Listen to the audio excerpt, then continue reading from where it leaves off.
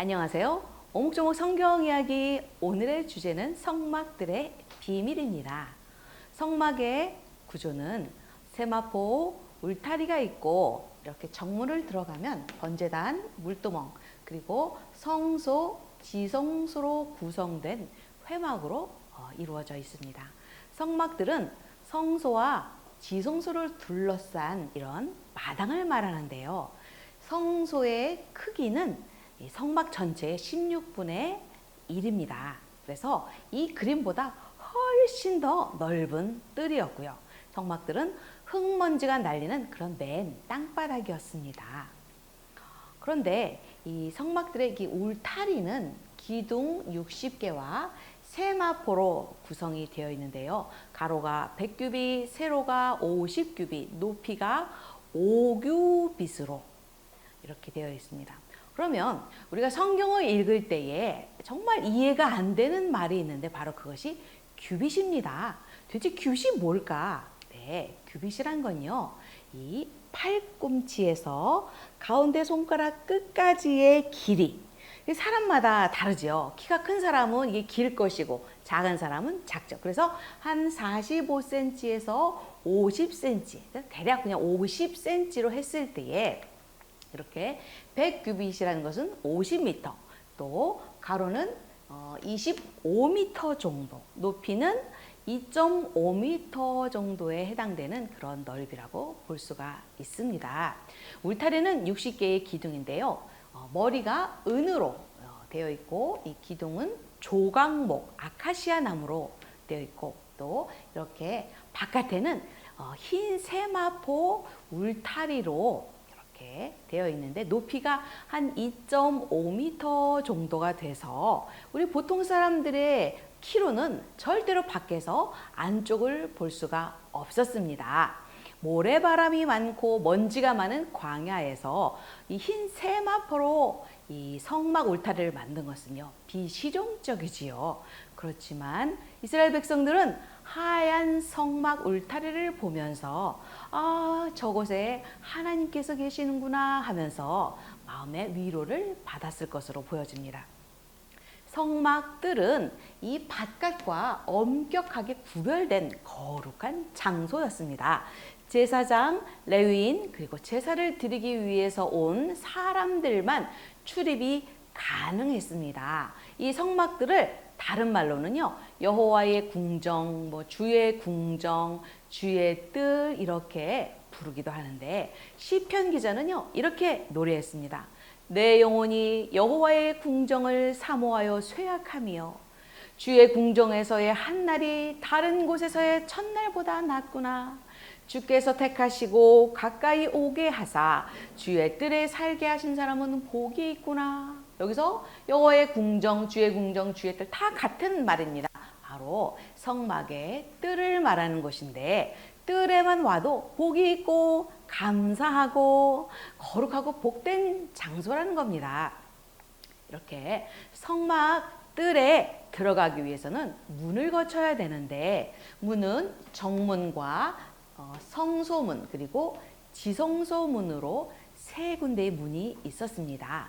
이 세 문 모두 기둥에 금고리를 달아서 맨 커튼 형식이고요. 모두 동쪽에 있었습니다. 이 중에 이제 정문은 넓이가 10m에 해당되는 매우 넓은 문이었는데요. 특징은 문턱이 없다는 겁니다. 문턱이 없는 매우 넓은 문으로 오직 예수님만이 하나님께로 또 천국으로 인도하는 유일한 구원의 문임을 예표하고 있는데요.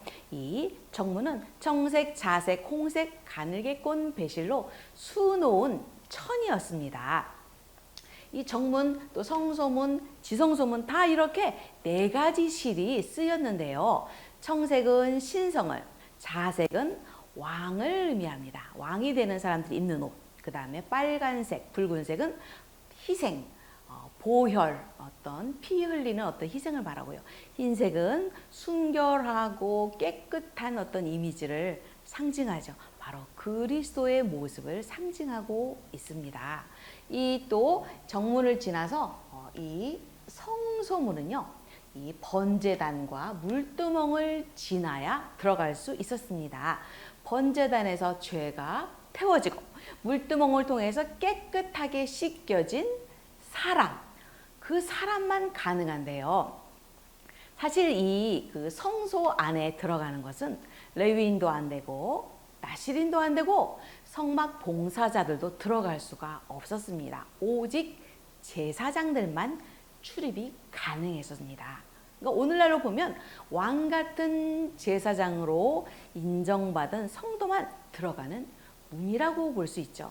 그러니까 아까 그 정문보다 한 단계 윗단계의 이 성소문을 들어가면 또 하나의 문이 기다리고 있는데 그것이 바로 지성소의 문입니다. 이 지성소 휘장이라고도 하는데 이 휘장에는요, 에덴 동산 문을 지켰던 그룹들이 수놓아져 있습니다. 그래서 이 그룹은 바로 하나님의 임재 장소인 이 안쪽에 있는 속죄소와 언약궤를 바로 지키고 있다는 상징을 말합니다. 이 지성소의 이 휘장 앞에는 이 대제사장, 제사장이 와서 속죄의 제물의 피를 가지고 와서 이 휘장 앞에서 피를 7번 뿌려서 죄가 용서받기도 했습니다. 이 대제사장의 죄와 온 회중의 부지 중에 알지 못하고 지은 죄를 위해서 이렇게 7번 휘장 앞에서 피를 뿌리기도 했고요.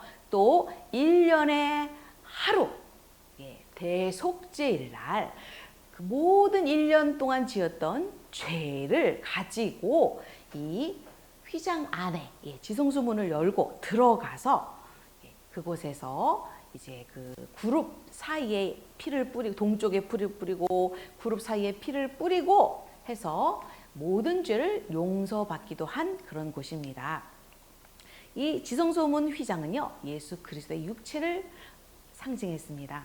히브리서 10장에 보면 그 길은 우리를 위하여 휘장 가운데로 열어놓으신 새롭고 산 길이요, 휘장은 곧 저의 육체니라. 예수님의 육체가 바로 휘장이라는 겁니다.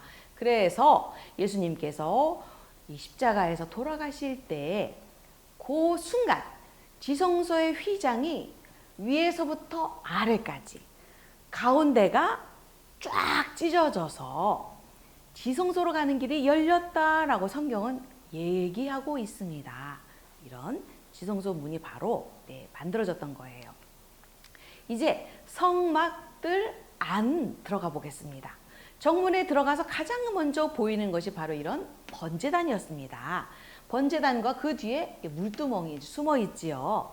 이 번제단은요, 조각목, 아카시아 나무로 만들고 그다음에 노수로 완전히 감쌌습니다. 노은 1085도에 녹는 아주 불에 잘 견디는 물질인데요.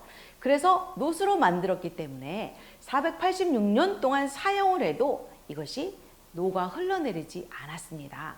솔로몬이 1000번제 드렸다고 하지요. 그 1000번제 드린 노단이 바로 이 단이 그 훌의 손자 우리 아들 부살렐이 만든 그 노단이었던 겁니다. 거의 약 500년 동안 사용이 됐고요. 이 번제단은 아침 저녁 2번의 그 상번제라 그래서 늘 아침에 어린 양, 저녁에 어린 양 한 마리를 번제로 드렸습니다. 성막의 모든 제사는요, 이 번제단의 불을 사용해서 제사를 드리게 되어 있었습니다. 다른 불을 사용하면 죽임을 당했습니다. 그 아론의 첫째 아들, 그 둘째 아들, 다른 불 쓰다가 불에 타서 죽었죠. 그래서 이렇게 반드시 성막의 번제단의 불로 사용을 해야 됐고요. 그다음에 이 번제단의 이 바깥면은요, 항상 피로 물들어 있었습니다. 왜냐하면 짐승을 잡아서 그 피를 받아서 제사 드릴 때 이 피를 어디다 쏟았냐면 이 번제단 벽에다가 이렇게 쏟았던 거예요. 그러니까 여기는 항상 이 번제단 사방이 피로 이 흥건하게 젖어 있었습니다.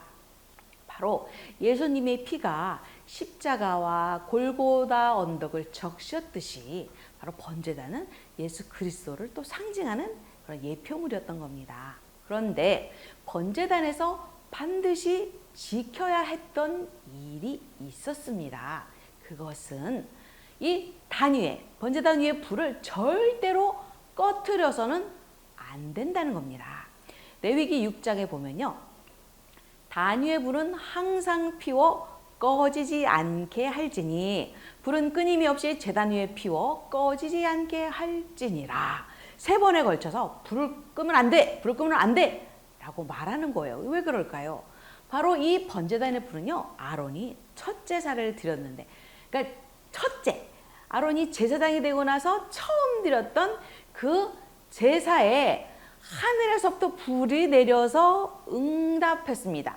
그 불입니다. 하나님이 직접 내려주신 그 거룩한 불이었는데, 이 불로 반드시 번제, 그다음에 향을 피울 때도 이 불을 사용했는데, 이 불을요 항상 꺼지지 않게 하라는 이 말씀에 이 제사장들이 얼마나 순종을 잘했든지 이후에 기록에 보면요 1000년 동안 이 불을 꺼뜨리지를 않았대요. 한 번도 꺼뜨리지 않았고, 언제 꺼졌냐면 BC 586년 바벨론의 포로로 잡혀갈 때, 그러니까 그 남유다가 망했을 때에 이 불이 그제서야 꺼졌다고 합니다.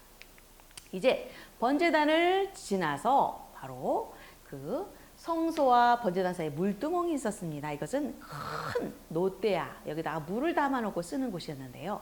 이 물두멍의 특징은 규격이 없습니다. 다른 모든 성소의 기물들은 뭐 가로 몇 센치, 세로 몇 센치 다 이게 있는데 물두멍만 없어요. 이것은 바로 그리스도의 은총과 능력이 무한하다라는 것을 암시하고 있습니다. 성소에 들어가기 전에는요 반드시 제사장들은 손과 발을 이 물두멍에서 물을 받아서 씻어야 됩니다. 이 씻지 않으면 성소에 씻지 않는 자들 죽음을 당할 것이다 라고 출애굽기 30장 기록이 되어 있어요. 그래서 반드시 씻어야 됩니다. 그리고 제사들의 제물도 이 물로 씻었습니다. 이 물두멍은요 회막에서 수종드는 여인들의 놋거울로 만들어졌는데요. 이 번제단의 그곳은 피로 얼룩져 있다면 이 물두멍은 얼굴이 비칠 정도의 그 깨끗한 이 놋거울로 만들어져서 이곳에 맑은 물로 있어서 항상 깨끗한 물이 있었습니다. 물두멍에서 씻는 것은 바로 세례의 예표가 되기도 했습니다. 성막들은 바깥과 안과의 그 거룩한 구별된 장소였습니다. 구별된 자만 들어옵니다. 죄의 용서가 되고 말씀이 선포되고 성도의 화목이 있는 곳입니다. 청색, 홍색, 자색, 흰색 실로 수놓은 것은 그리스도의 신성, 희생, 왕권, 순교를 상징했고요. 번제단은 짐승의 피로 얼룩져 있어서 그리스도의 십자가를 예표합니다.